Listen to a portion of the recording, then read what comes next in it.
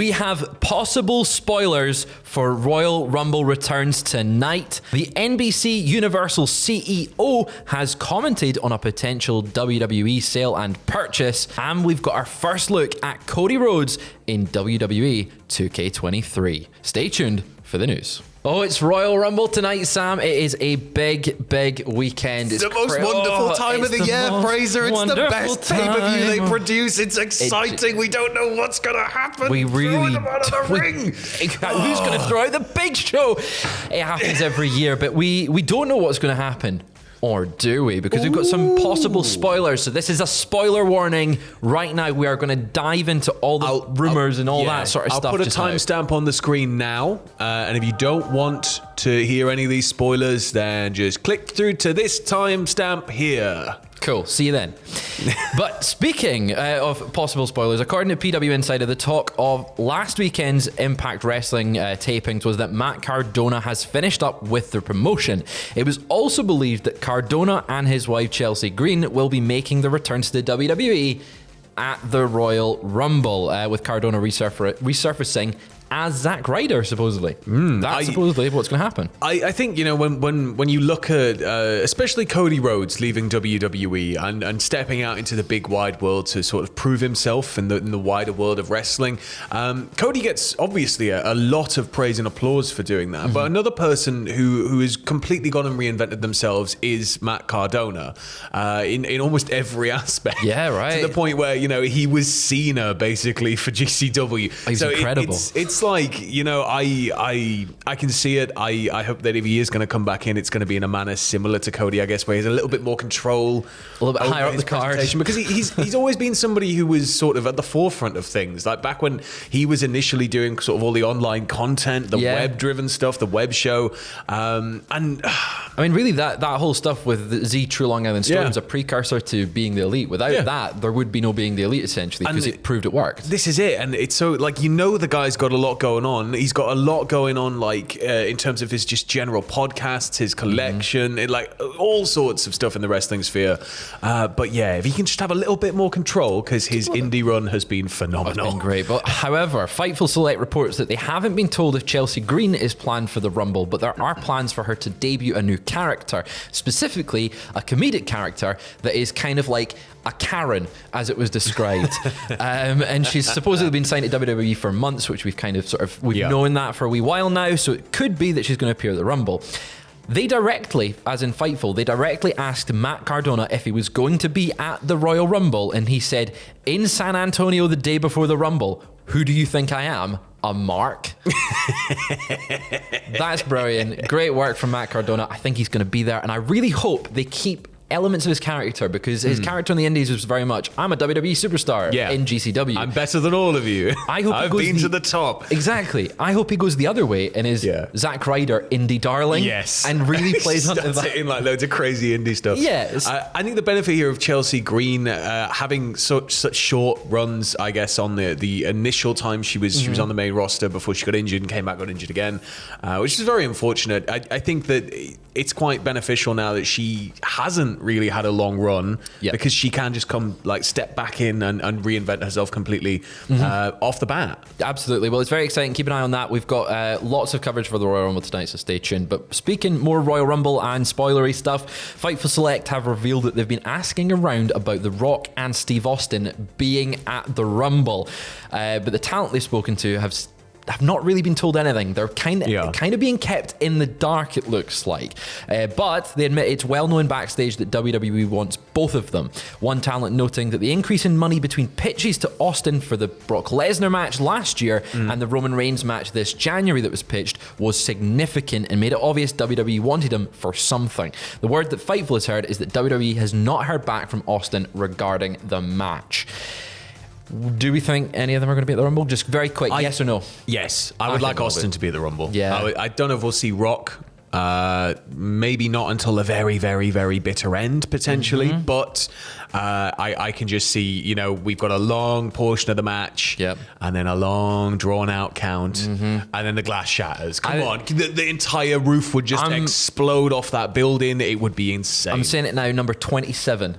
Stone Yeah. Cold Steve Austin. Yeah, exactly like that. It'd be even better if The Rock was already in the ring, clearing house, and then the glass shatters at number 27. I think that's maybe what will. That's what I want to happen. You can see our pitches on the channel now. But speaking of more Royal Rumble teases and appearances, Mandy Rose has made a comment. What did she say, Sam? So, obviously, Mandy was fired from the company at the tail end of last year after everything that went on with her kind of side hustle. Yep. But she's teased a possible return, as Fraser said. She retweeted an article written by Chris Phelan at NBC, which features picks for surprise entrants into tonight's big matches. Now, Mandy Rose's name is included in that article.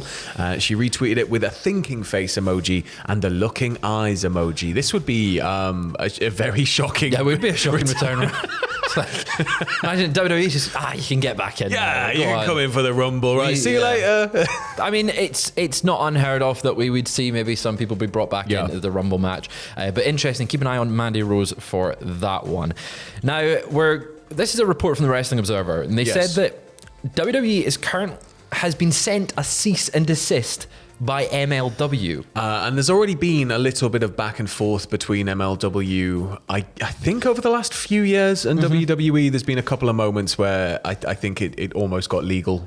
I'm not sure. MLW sources have said that they sent a cease and desist letter to WWE after the promotion tried to contact some of its contracted talent, that was tough to say, about the Raw 30th anniversary show. And now you would speculate it's going to be the Anoa'i family. Yeah, it's going to be all the people that they've got signed for the acknowledgement ceremony. Of course, that fell through. And that didn't end up happening. But MLW sources have said that Court Bauer told the talent to have WWE reach out to them directly, and they didn't. They said that they just went through the talent instead. Yeah. Which I can understand MLW going, whoa, stay clear of our talent here, please. Yeah, I think, it's something where I think it's treated a lot more seriously in the States in terms of contract negotiations and things like that. So it doesn't surprise me that if they've just gone direct to the talent rather than to the company, you've got to imagine if they go direct to the talent, it's sort of in an effort to cut out anything they may have to do for the company as a kind of you scratch my back, I scratch yours situation.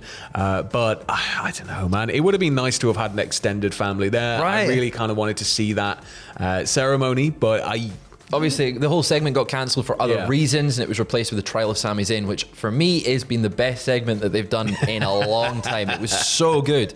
But WWE has not responded to questions regarding the cease and desist that's reportedly been sent. So we'll keep an eye on that story as it sort of develops. The local law office is just sort of getting his papers together in the morning. Jerry McDivitt just kicks the door down, slams his briefcase. Like a Kool-Aid man. Like, you're back. Here we go. What's happening now? Well, we're going to jump over to AEW because we've got an update on an AEW star. Tell me a little bit about it, Sam. So this comes from the Wrestling Observer, but apparently Wardlow has been dealing with an injury, which explains why he's been out of action and why he dropped the TNT title.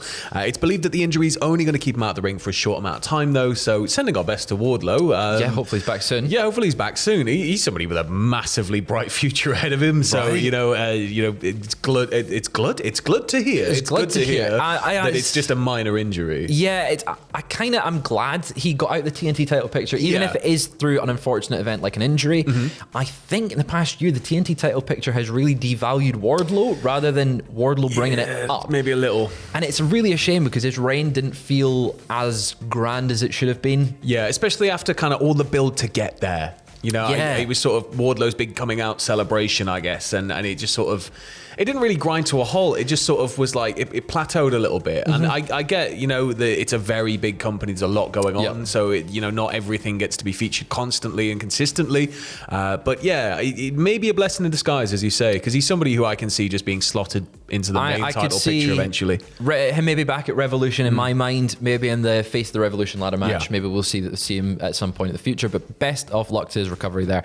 But the NBC's Universal CEO has commented on potentially buying WWE. Now, we've seen all these sale talks and WWE wanting to sell and who's going to possibly buy the company. There's like 30 quid on that. Hearing it here first.